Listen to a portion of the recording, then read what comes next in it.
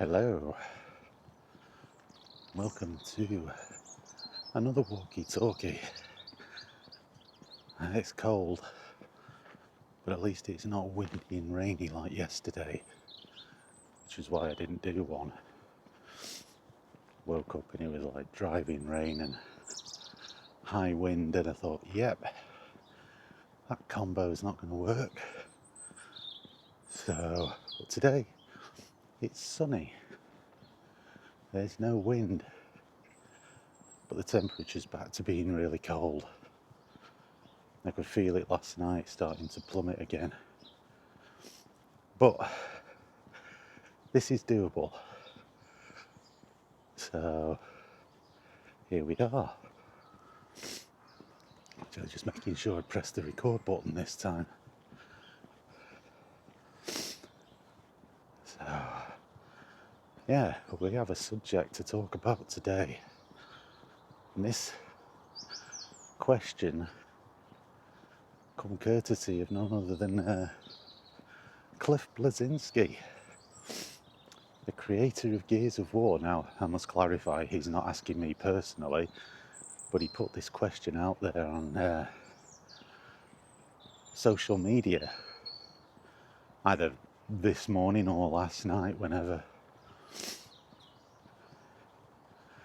And he asks, I might paraphrase a little bit here. I don't know whether he said, when did it become cool, or when did it become a thing to hate on new games? I can only think that this has got to be some sort of maybe engagement farming here from Cliffy B, because I can't believe a guy that worked in the video game industry and created and helped to create two enormously successful franchises is asking that question, because the answer should be very obvious. But if it isn't, maybe this is symptomatic of what is wrong with what's going on and why these things are happening. So we'll look at it and we'll go through it and we'll talk about it. But very much is an answerable question.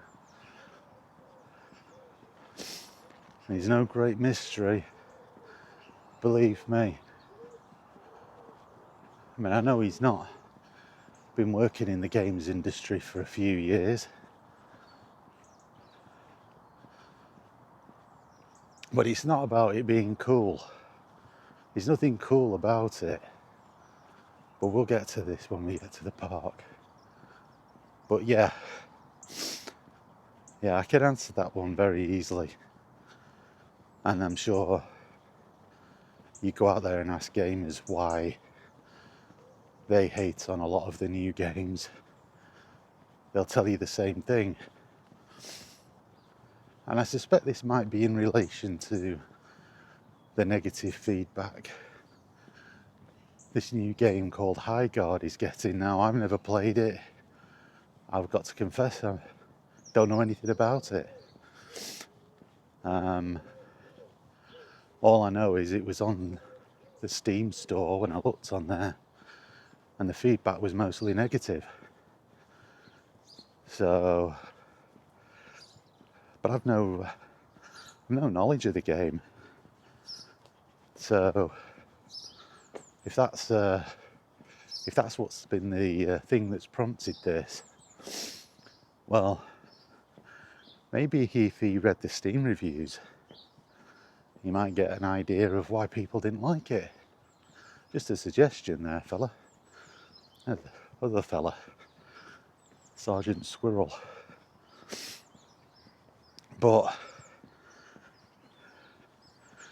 that's why I suspect this may be a little bit of engagement farming. You do see that certain people like to prod the bear, but it may be genuine. I don't know. Anyway,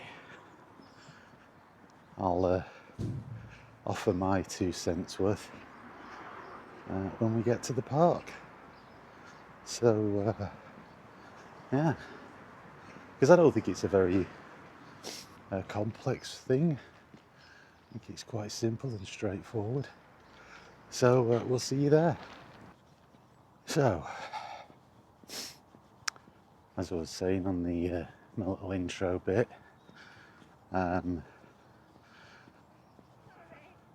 Cliffy B asking the question, you know, when did it become? Well, Cliffy, bad games have always got criticism, first of all. New or old, it doesn't make any difference. I've been gaming since the late 70s. I was reading video game magazines in the 80s. We stood around talking about games when I was a kid on the playground in the 80s. We used to talk about crap games being crap back then. You might as well ask the question, when did it become cool to hate on films or books or albums? It's not hating on something, mate, to call something out that's rubbish. And if a lot of the stuff that comes out isn't very good, then people are going to hate on it. That's your very base level answer. And in many respects, that's it. There's no great mystery to this. It's a very simple and straightforward thing. So the basic premise that it's suddenly a new thing to hate on games. No.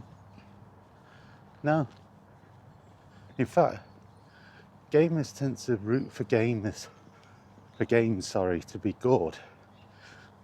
Probably more than any other medium. But what are we supposed to do? If a game comes out and it's not very good, what are people supposed to do? Just ignore it? Just say, oh, yeah, this is really good, even though it's absolutely rubbish. Sorry, are they giving these things away now? Did I miss something? And I'm not just talking about this is it High Guard. I think that is a free-to-play game. I don't know, but I'm sure it's got mechanics in it that are microtransactions or other pay-to-win mechanics or something like that. And I say I don't know anything about it, but he wasn't specifying any game in particular. He was talking in general. And most games that come out you pay for. And even if they were free to play, it's still time. You still want people to play the game. It takes time. Why would I spend my time playing something that was rubbish? And what, are people not allowed now to share their opinion? Is that where we're heading?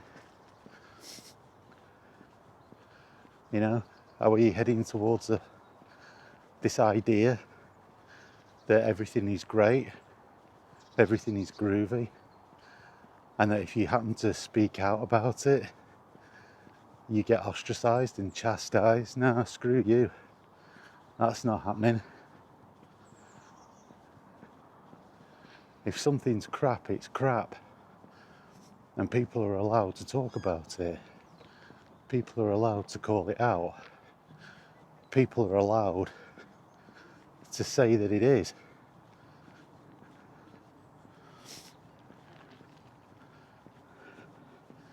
That's the way that it is. And that's the way it always will be. And it's the way it always has been. You don't like it? Tough.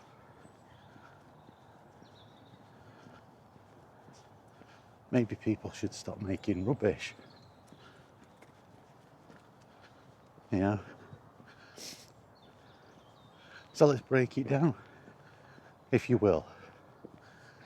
So let's start out with games that we're about to pay. Sorry, start that one again. So let's break it down to the fact that we have to pay more for games now, on average, with the AAA games, so-called AAA. And despite paying more, it's still infested with DLC that we have to pay for, microtransactions that we have to pay for, all of that, you know. We still have to pay for that crap. Season passes that now are multiple seasons. It's not just enough for one season pass. Now it's multiple season passes. And all the while, when the game's pushed out with these season passes for content that could be anything up to a year before we have to buy another one because one season pass wasn't enough anymore. The game comes out and it's broken. So we're paying more, getting less, and getting an unfinished, rushed, and broken product. Well, are we supposed to not say anything about that?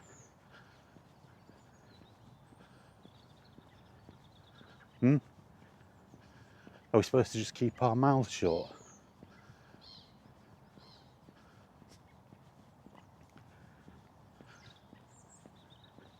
That alone is enough. If you're going to do all these things, you have to deliver a top-notch product that isn't broken and that is finished. All right?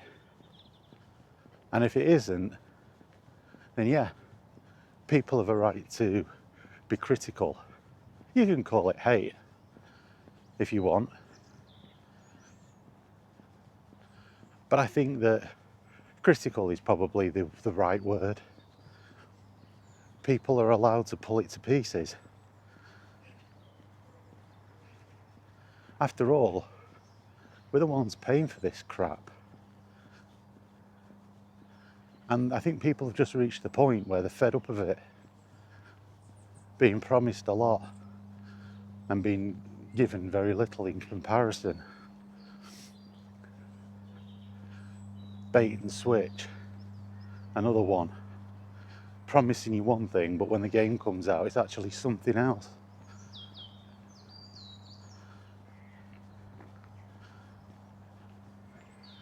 Not being given what you want. Strangely enough, gamers reacting to not being given what they want.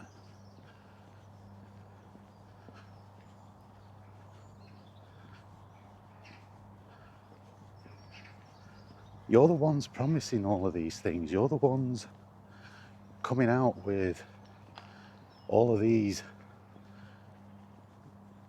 nonsense claims. I'm going to say you, I don't mean Cliff Bleszinski. I mean, I'm talking about game publishers and developers promising the world and delivering absolutely nothing, or nothing near what was promised. You know, when you're told, oh, a game will do this, it'll have that, it'll have the other, and you get the game and it has none of it, well, yeah, you're entitled to be somewhat upset.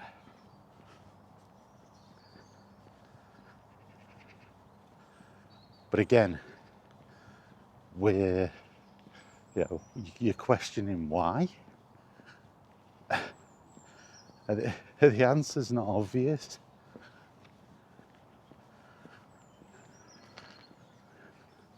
Now, on balance and retrospect, yeah, there are people that do like to hate on things. I don't deny that. But let's not act like the games industry is some sort of amazing thing right now, where game after game after game is high quality, polished, finished, out of the gates, and we're paying a reasonable price for. Let's not pretend that all those ducks are in a row. Oh, just take my hood down. Oh, it's better. Warmed up a little bit now. So let's not pretend that all those, let's say, that everything's fine and people are just being unreasonable. Are there unreasonable people? Yes, of course there are. I've spoke about that myself. But I don't, you can have unreasonable expectations, but I think expecting a game to work and to be a finished product, I don't think that's unreasonable.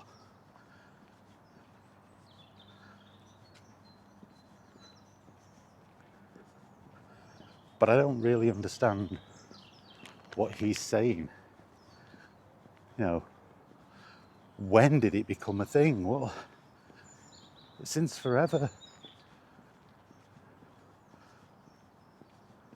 As your base, user base, as your customer base, or your whatever you want to call it, grows, then so are the criticisms. So is also positive things as well. And if the ratio is not particularly favourable for a particular game, then when you have to look at why. Come on, you've worked in the games industry, you know better.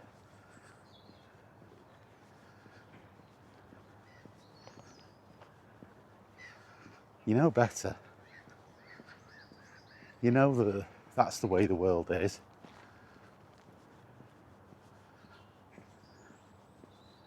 As I say, if you're talking just about this, again, I don't even know the name, I think it's High Guard. Don't know anything about it. All I saw was that it had mostly negative reviews on Steam. Is it something the devs have said? That's often the thing.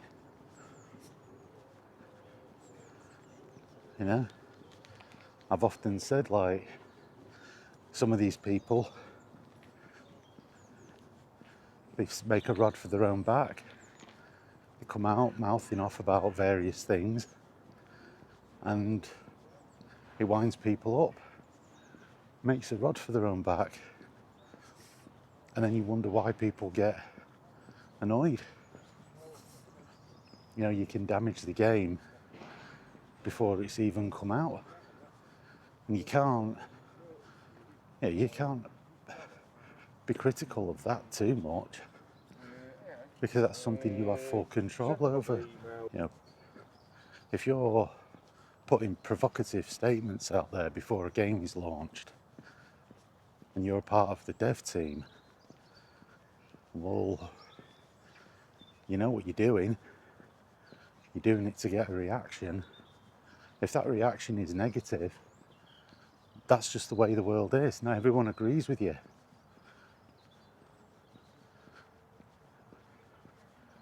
You might think that they should, but they don't. And that's the risk you take. You don't have to make these statements. You don't have to say anything. And if you choose to, and it has a negative reaction, tough.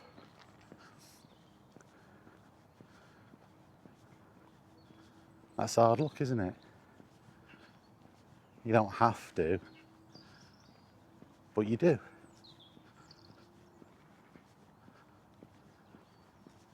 And if that has an adverse effect on the sales of your games or the feedback, well, that's because you made a statement. Usually that has nothing to do with the game, by the way, whether it's a politicised statement or whatever. It's going to be divisive, so people are going to react.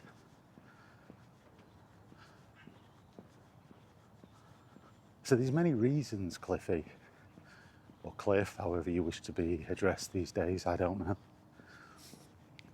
There's many reasons why. But you'll generally find that the number one reason is because the game isn't very good. When you cut through all of the other nonsense, that's what it boils down to. The game just isn't good, and people don't like it for whatever reason.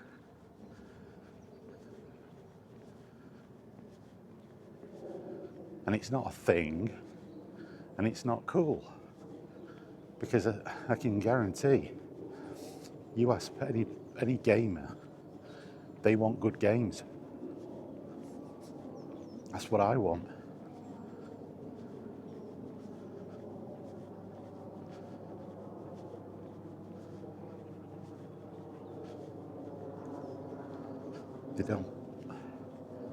They don't all have to appeal to me.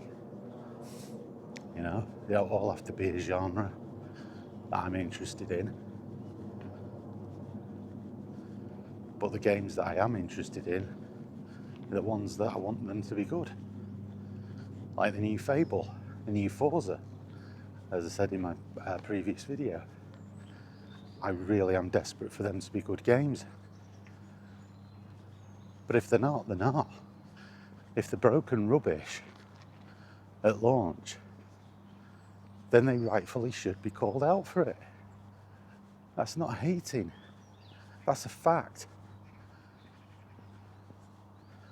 And if these games publishers, because I emphasise it's probably more of a publisher side issue of pushing the games out before they're finished, well, that's on them. Why haven't they learned the lesson? It's not a new thing. Like I say, this has been around since the 80s. It's just that playground chat is now played out on social media or on Steam reviews.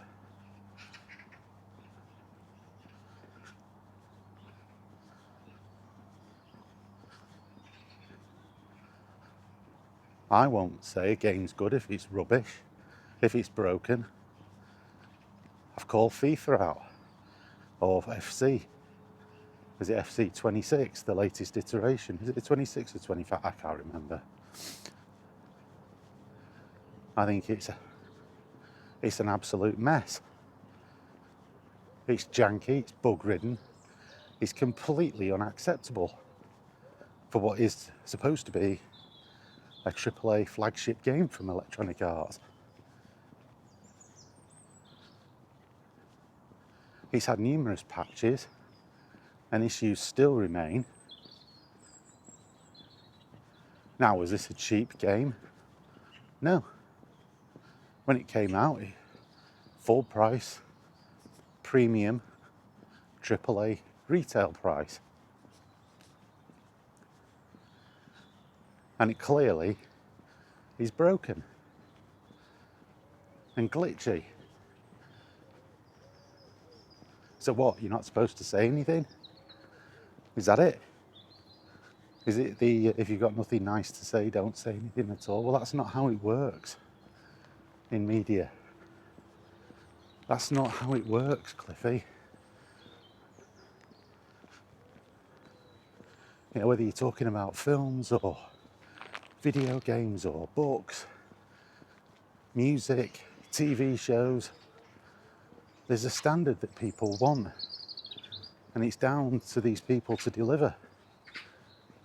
It's time, it's money. It's a big deal. It's a big exchange. It's a big exchange. And you should be more mindful of that.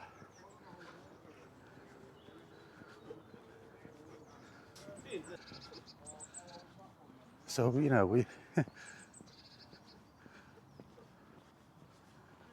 like I say, I suspect it was just merely a bit of engagement farming on Cliffy B's part. You know, sadly, That's the way of things these days. But I'm not a huge fan of this type of thing, to be honest with you. I'm not. It sounds awfully like, you know,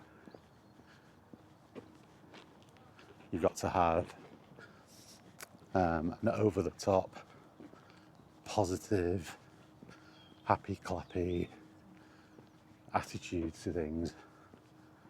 Otherwise, you know,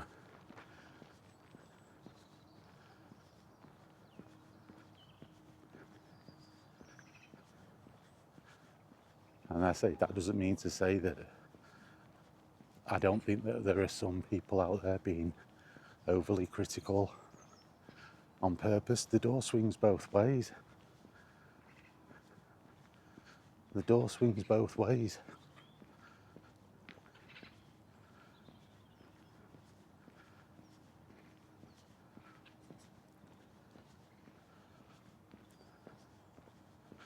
Anyway, in my usual sort of half frozen to death, incoherent ramble, I think I've probably covered that.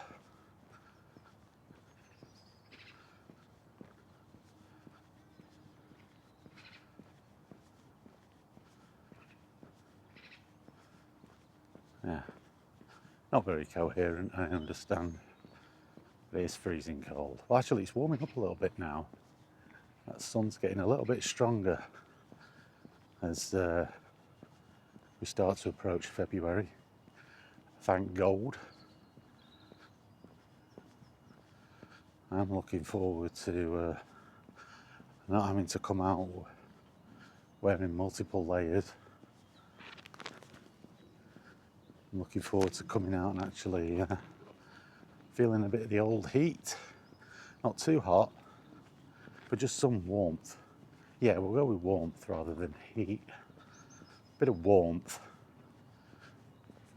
Make these walks a little nicer, you know, especially in the morning.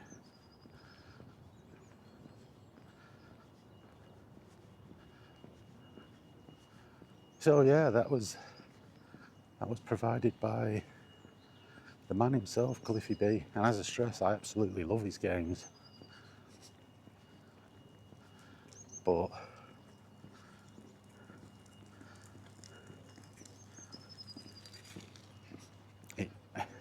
he sort of just came across to me as though, I don't know, like he was thinking this is a new thing or a recent thing. I just think it's become more magnified because of the fact that gamers are being asked to pay a considerable amount more money for games, especially if it's the complete gaming experience that you're after. There's many games now where it's not 60 or 70 pounds or 60 or 70 dollars for the game.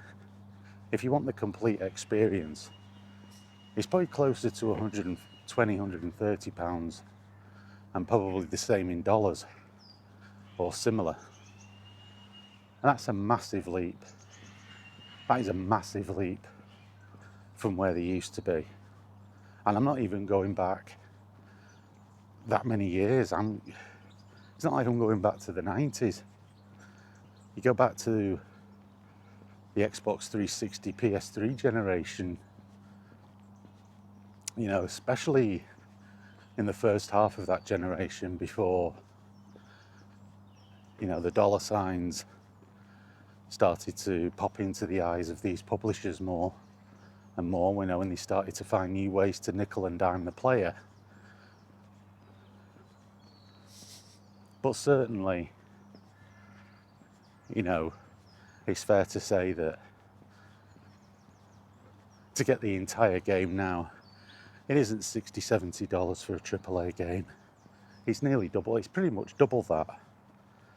So not only did they stick the price up of the games, not only did they stick the price up of the DLC and season passes, which is what they've done, but they've also made the proliferation of this additional content more and more, and more intrusive as well. I've said this before, you know, whether you buy that season pass or not, whether you buy those map packs or not, they're downloaded either to your computer or to the hard drive on your games consoles, taking up space. And I've often said to me, this is ransomware.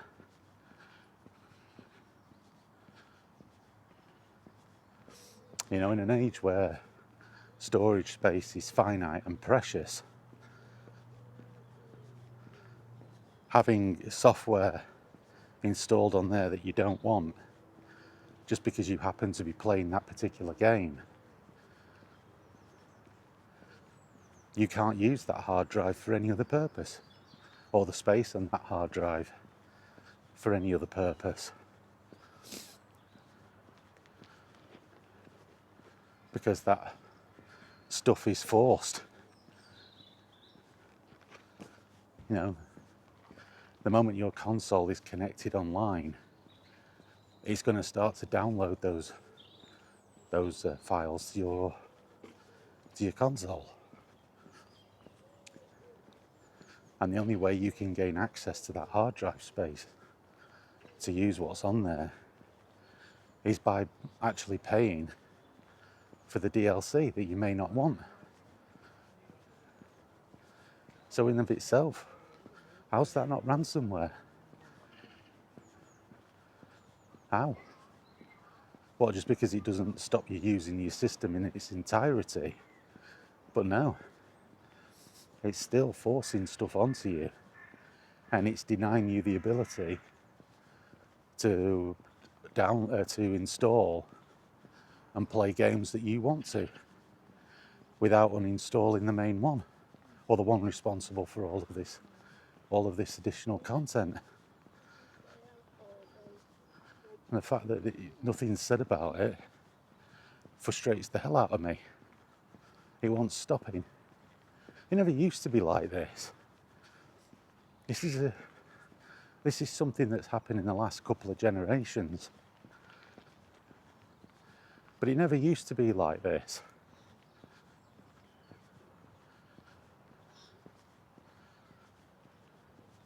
And I will keep banging on that drum. So again, yeah, gamers cop this from all sides, from all different angles. Is it any wonder that they eventually snap? It's a perfect storm. The quality of the games have dropped.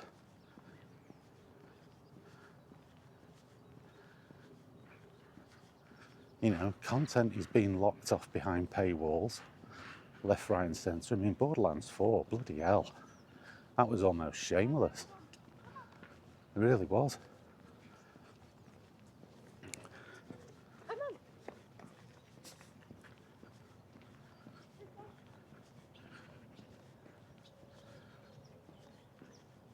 So, is it any wonder tolerances are being eroded away? It's of no surprise.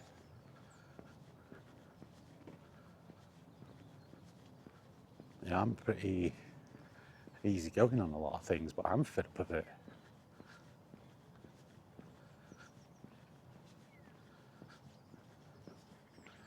So yeah, it's just where we're at, isn't it? Had enough.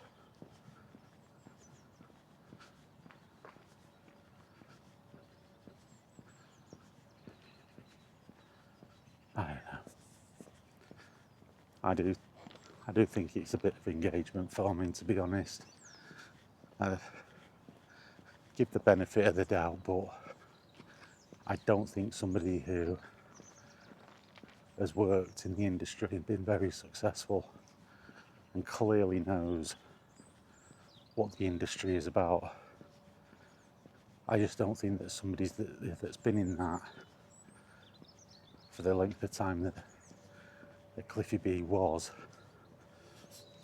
I don't think that he can not know what the trigger points are.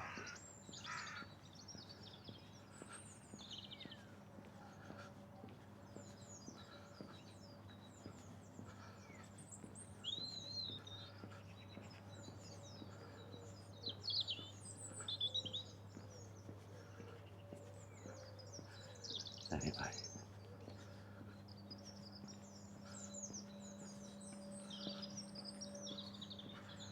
Oh, I think I've exhausted that topic. I was just thinking then of anything else to add to it. I don't think there is. I think I've covered it. I think we'll just go around and then we'll finish up.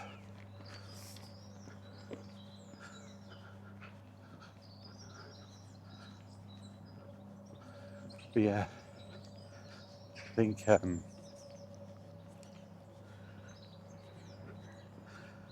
it's fairly obvious. The answers are pretty much there. People are just done. They're done with it.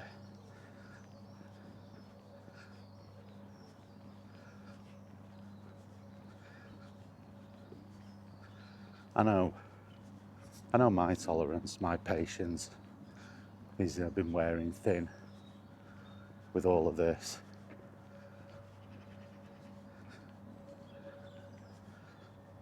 Anyway.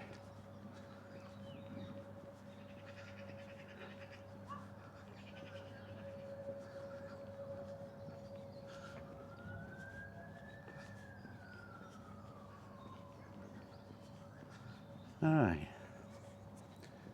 Yeah, definitely finished with that now. I've got nothing left to add to that. So say we'll go around and call it a day. What's that? It's like a chair or something. Interesting. It's like a broken chair.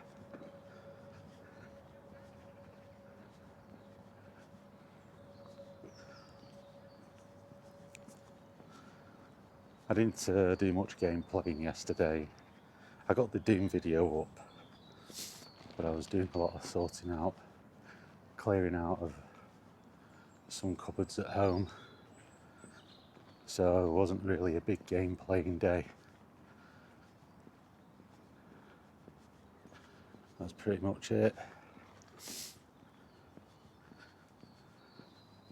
Stuff needed to be done, so I thought, well, while I'm not going out for my walk, I thought I'd get that stuff sorted and out of the way. There's the sun going right in my eyes. It's making it really hard to see where I'm going. Really annoying.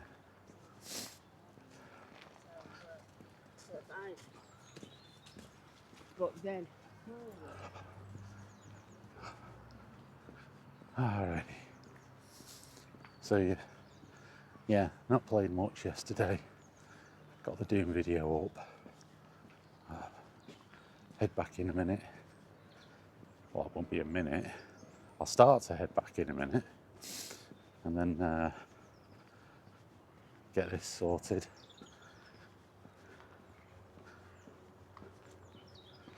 And yeah.